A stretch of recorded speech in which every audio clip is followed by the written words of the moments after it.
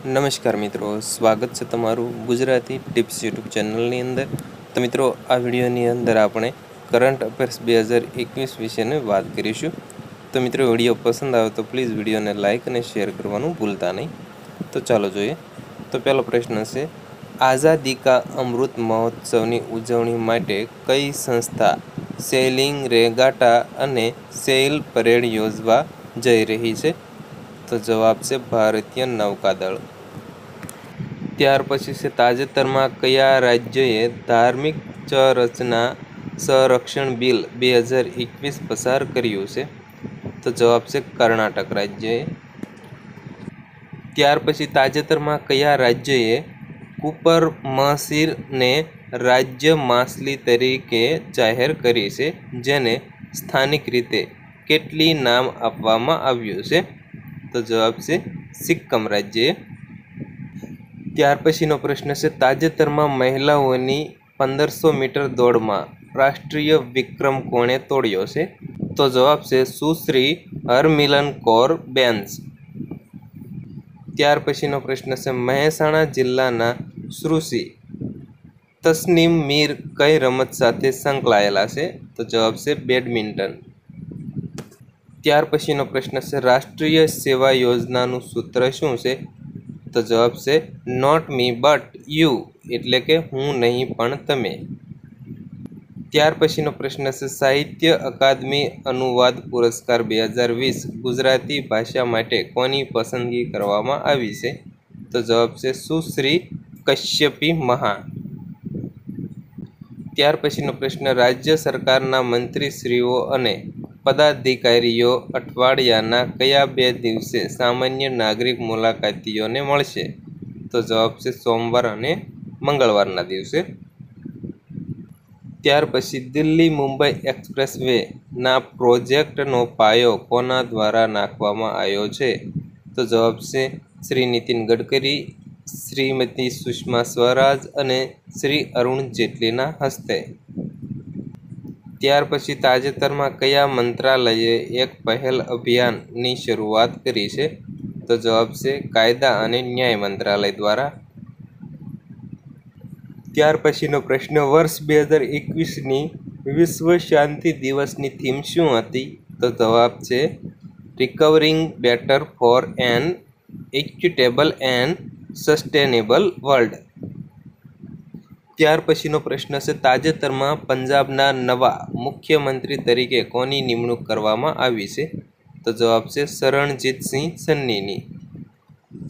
શ્રી શરણજીતસિંહ પંજાબના કેટલામાં મુખ્યમંત્રી તરીકે શપથ લીધા છે? તો જવાબ છે 16મા મુખ્યમંત્રી તરીકે।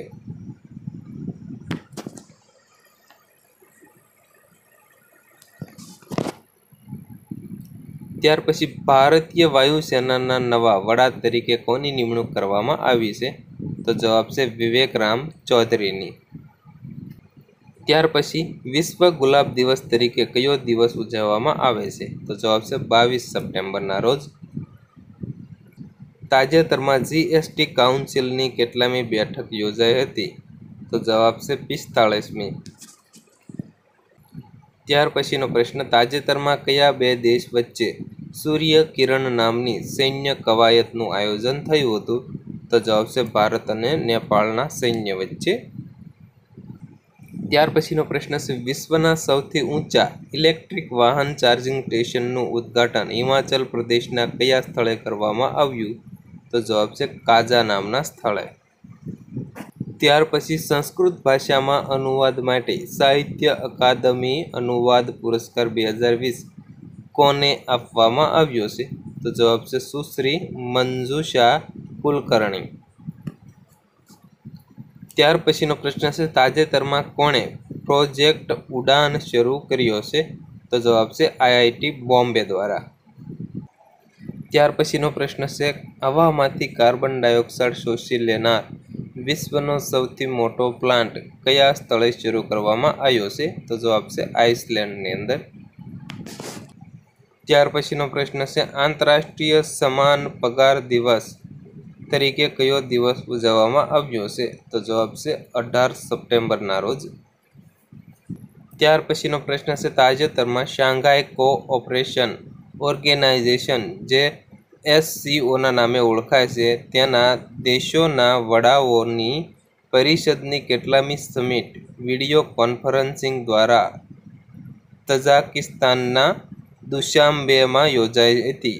તો જવાબ છે 21મી સમિટ વિડિયો કોન્ફરન્સિંગ દ્વારા યોજાઈ હતી. ત્યાર પછીનો પ્રશ્ન છે, તાજેતરમાં SCOના 9મા સભ્ય તરીકે કયા દેશનો સમાવેશ કરવામાં આવ્યો છે? તો જવાબ છે ઈરાનનો સમાવેશ કરવામાં આવ્યો છે.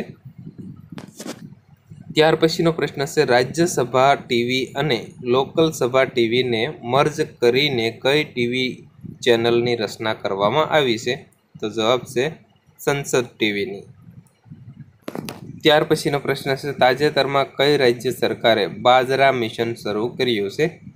તો જવાબ છે છત્તીસગઢ રાજ્ય સરકારે.